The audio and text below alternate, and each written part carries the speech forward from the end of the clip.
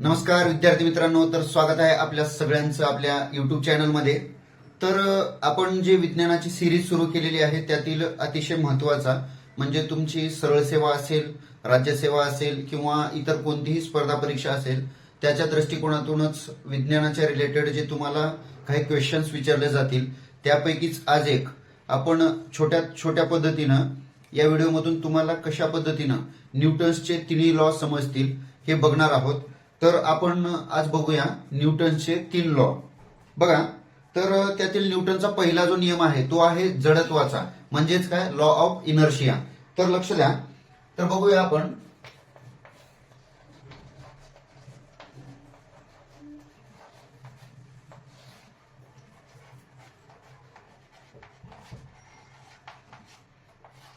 न्यूटनचा पहिला नियम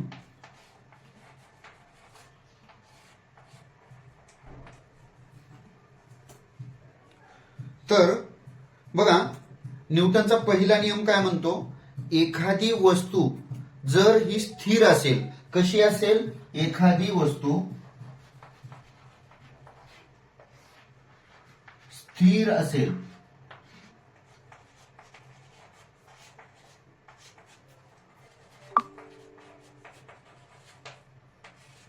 तर ती वस्तू स्थिरच राहते. तर ती कशी असते, स्थिरच राहते.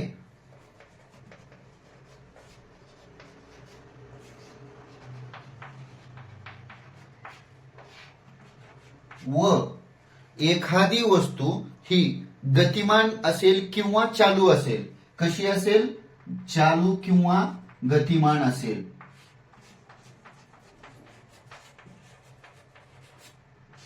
तर ती कशी असते, चालूच असते.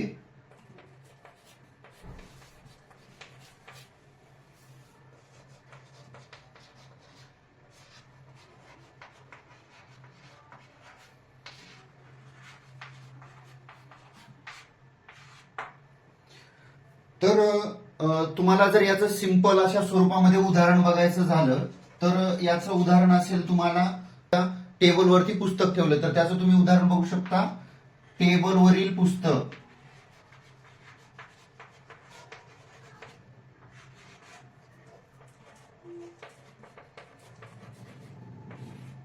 लक्षात आलं. तर यामध्ये एक गोष्ट दिसून येते, जोपर्यंत तुम्ही या वस्तूला स्वतः फोर्स म्हणजे बल प्रोव्हाइड करत नाही तोपर्यंत ती वस्तू स्थिर स्वरूपामध्येच असेल. ज्या वेळेस तुम्ही त्याला फोर्स तयार कराल त्यावेळेसच ती वस्तू काय होईल, टेबलावरची वस्तू आहे पुस्तक, त्या पुस्तकाला जर तुम्ही उचललात त्यावेळेसच पुस्तक त्या ठिकाणची जागा बदलेल. लक्षात ठेवा, हाच आहे न्यूटनचा पहिला नियम म्हणजे लॉ ऑफ इनर्शिया, ज्याला जडत्वाचा नियम सुद्धा म्हणून ओळखलं जातं. लक्षात ठेवा. तर आता आपण त्यानंतर लगेचच न्यूटनचे दोन्ही म्हणजे दुसरा आणि तिसरा हे दोन्ही नियम लगेच बघणार आहोत. तर बघा, न्यूटनचा दुसरा नियम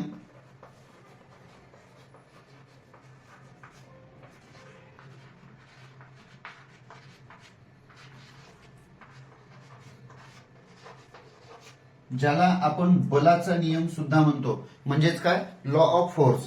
तर बघा, जर समजा सिंपल स्वरूपामध्ये एखादी अचल स्वरूपातील वस्तू आहे, त्या वस्तूवरती चल प्रोव्हाइड करणे म्हणजेच काय करणे, फोर्स तयार करणे, बल तयार करणे, याला आपण काय म्हणतो, लॉ ऑफ फोर्स म्हणतो. लक्षात आलं. समजा एखादी गाडीमध्ये आपण बसलेलो आहात, एखाद्या गाडीमध्ये आपण बसलेलो आहात, तर ती गाडी ज्या वेळेस समोरच्या दिशेने जाते तर आजूबाजूच्या असणाऱ्या वस्तू आपणाला आपल्या विरुद्ध दिशेने पळताना दिसून येतात. लक्षात ठेवा, अतिशय सोपी पद्धत आहे ही, घाबरून जाण्यासारखं असं काहीही यामध्ये कारण नाही आहे. म्हणजेच तुम्हाला लॉ ऑफ फोर्स यामधून लक्षात येईल काय आहे, एखाद्या वस्तूमध्ये म्हणजेच चल स्वरूपातील वस्तूमध्ये अचलता निर्माण होणे म्हणजे आपल्याला डोळ्यानं ती स्पष्टरित्या दिसून येते, यालाच आपण लॉ ऑफ फोर्स सुद्धा म्हणतो. लक्षात ठेवा.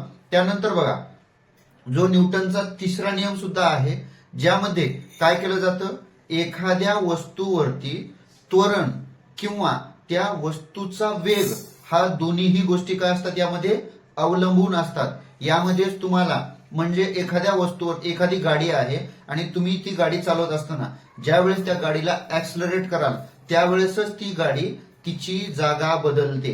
त्यावेळेसच ती गाडी काय होते, तिची जागा बदलते. अतिशय महत्वाच्या गोष्टी आहेत या. तिन्ही नियमामधून तुम्हाला तिन्ही प्रकारच्या गोष्टी तुम्हाला दिसून येतील. किंवा बघा, जर समजा एखादी वस्तू आहे आणि त्या वस्तूमधून तुम्ही दिलेला फोर्स तो काय करतो, तुम्हाला अपोजिट रित्या म्हणजे विरुद्ध दिशेला काय करतो, फोर्स तयार करताना दिसून येतो. लक्षात ठेवा, अतिशय महत्वाचे पॉइंट तुम्हाला यामधून दिसून येतील. म्हणजेच काय असेल, force is equal to mass into acceleration. लक्षात ठेवा, म्हणजे बल बरोबर वस्तुमान गुणिले काय असेल, ऍक्सलरेशन म्हणजे त्वरण. हा त्याचा सिंपल फॉर्म्युला तुम्हाला दिसून येतो. आपण वेगवेगळ्या ठिकाणी बघतो लिहिल्या टाइपमध्ये की force is equal to mass into a, म्हणजे फोर्स इंटू काय असेल, मास इंटू ऍक्सलरेशन. लक्षात ठेवा, सिंपल स्वरूपामध्ये आहेत, कारण की परीक्षेच्या दृष्टिकोनातून महत्वाचे असल्यामुळे तुम्हाला परीक्षेमध्ये कधी कोणता टॉपिक कुठे विचारला जाईल हे माहिती नाहीये. त्यामुळे तुम्ही या गोष्टीकडे फोकस करत चला. सिंपल स्वरूपामध्ये मी तुम्हाला सांगण्याचा प्रयत्न करत आहे.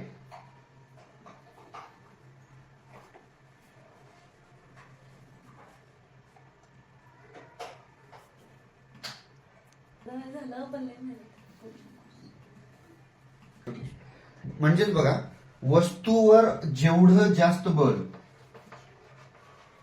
वस्तूवर जेवढे जास्त बल बल लावला जाईल, वस्तूवर जेवढे जास्त बल लावला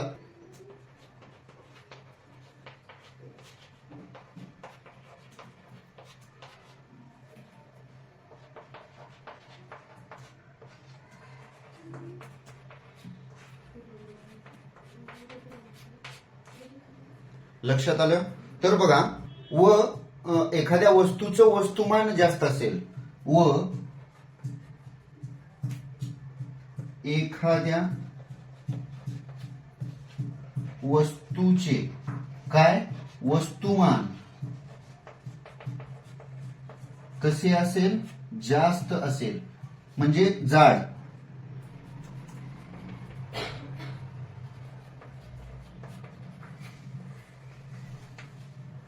तर ढकलण्यासाठी किंवा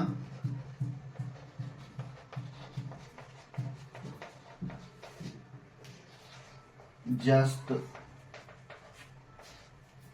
काय लागतो, बल.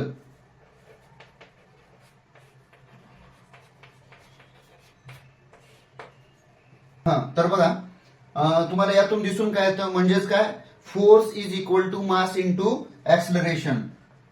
Cows rise to force is equal to mass into acceleration, म्हणजे बल बरोबर वस्तुमान गुणिले त्वरण. लक्षात ठेवा, बल बरोबर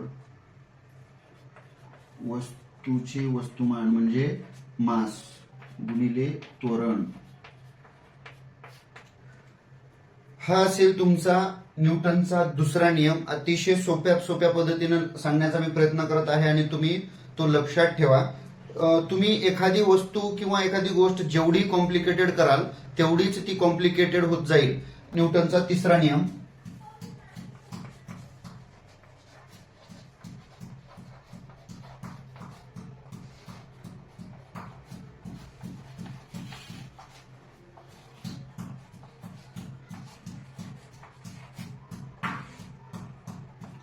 म्हणजे कसा, क्रिया प्रतिक्रिया यामध्ये तुम्हाला दिसून येते.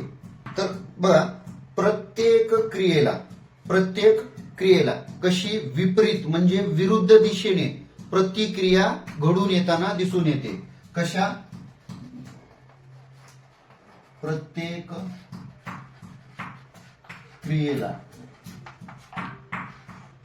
कशी प्रतिक्रिया म्हणजेच तिच्या विरुद्ध दिशेने कशी असेल, की समान आणि विपरीत म्हणजे विरुद्ध.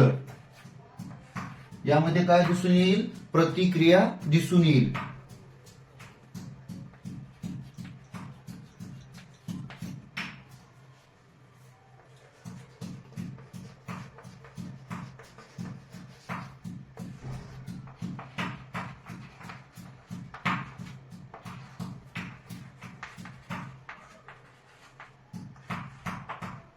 बरोबर आहे. जर समजा तुम्हाला याचं उदाहरण बघायचं झालं, ते उदाहरण काय असेल?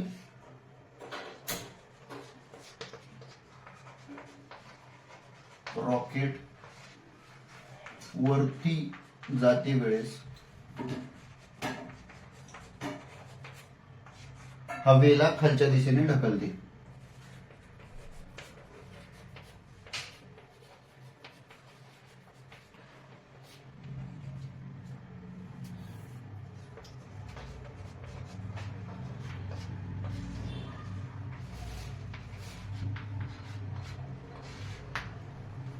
तर बघा, याच्या व्यतिरिक्त न्यूटन्सचे तुम्हाला जे काही क्वेश्चन्स असतील ते मी तुम्हाला ज्यावेळेस गतींचे नियम मी घेणार आहे त्यामध्ये तुम्हाला पूर्णतः इन्व्हॉल्व्ह करेन मी त्या गोष्टी, आणि त्याचं आउटपुट तुम्हाला कसं मिळेल या गोष्टी लक्षात ठेवा. तर आपला व्हिडिओ आवडला असेल तर आपल्या व्हिडिओला लाईक, कमेंट आणि शेअर करून सबस्क्राईब करत चला, आणि होईल तेवढं होत करू आणि गरजू विद्यार्थ्यापर्यंत आपला व्हिडिओ पोहोचवण्याचा ही तुमची जिम्मेदारी आहे. धन्यवाद.